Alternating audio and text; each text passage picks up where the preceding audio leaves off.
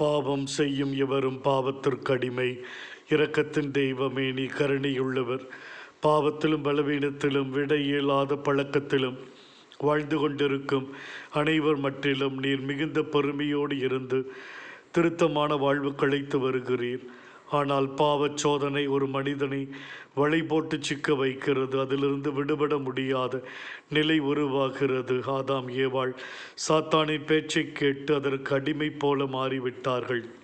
சிம்சோன் மிகப்பெரிய பலசாலி.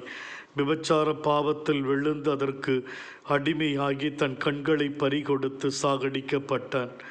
யூதா இஸ்காரியோத்து 30 வெள்ளிக்காசுக்கு ஆண்டவரை காட்டி கொடுத்து பாவச் செயலுக்கு அடிமையானான். ஆண்டவர் அவனுக்கு தந்த எல்லா எச்சரிக்கைகளையும் மீறி காட்டி கொடுத்து பாவத்திற்கு அடிமையாய் மாறிப்போனான். தெய்வமே, நாங்களும் பல வேளைகளில் பாவத்திற்கு அடிமையாய் மாறிப்போகிறோம். இகளின் சுய புத்தி எண்ணங்கள் செயல்களை மறந்து விடுகிறோம். பாவம் தரும் சுகம் அற்ப வாழ்வு இவற்றில் மனம் இளைத்து போகி உம்மையும் பரிசுத்தமான வாழ்வையும் இழந்து தவிக்கிறோம். ஆண்டவரே, உம்மை மறந்து மறுதளித்தும் நாங்கள் வாழ்கிறோம். எங்கள் தவறுகளை மன்னியும். நாங்கள் என்றும் உடைய பிள்ளைகளாக உம்மோடு இணைந்து வாழக்கூடிய அருளையும் ஆற்றலையும் எங்களுக்கு கொடுத்து வழிநடத்தபடி வேண்டுகிறோம். ஆமேன்.